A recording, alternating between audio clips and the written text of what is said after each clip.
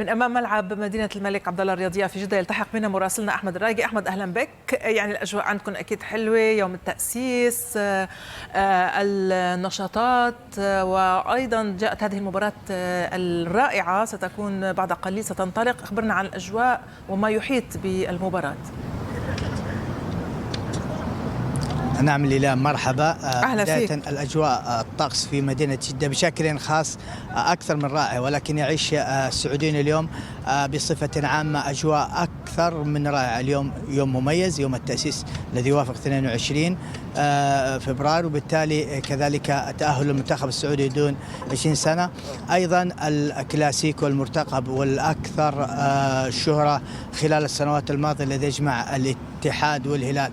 هذه العناصر الثلاثة قادت الجماهير في وقت باكر جدا إلى الحضور ومتابعة المباراة في ملعب الإنماء بمدينة الملك عبد الله الرياضية بجدة، لإشباع شغفهم الكبير بهذا الكلاسيكو.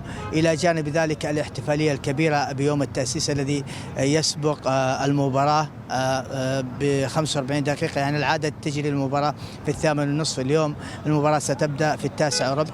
سيعيش السعوديين واحدة من أجمل اللوحات الفنية بمناسبة التأسيس، وبالتالي بعد زوال هذه أو بعد الانتهاء من هذه المناسبة سيشرع حكم المباراة لقيادة هذا الكلاسيكو المرتقب، والذي يرى أنصار وصناع القرار أنهم الأجدر به، خصوصا بعد نفاذ التذاكر.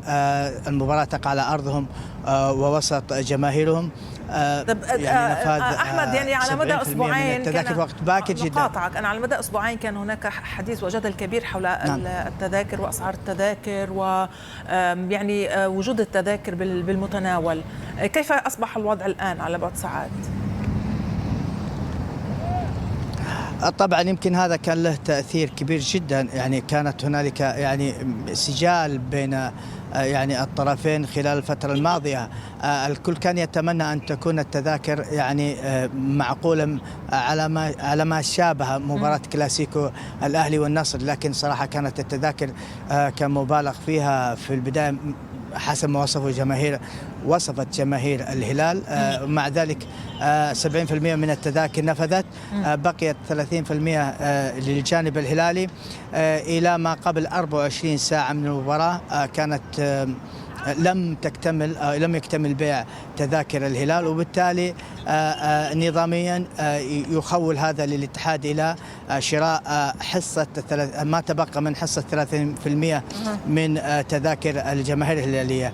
اليوم احنا يعني يمكن حضرنا وقت باكر جدا ملعب المباراة، جماهير كثيرة جدا حضرت إلى ملعب المباراة. هنالك جانب من الجماهير الهلالية لكن ليست كما كان متوقعا يعني، لكن الجانب الآخر جماهير الاتحاد حضرت بشكل كبير. تيفو كبير جدا حيكون في الواجهة.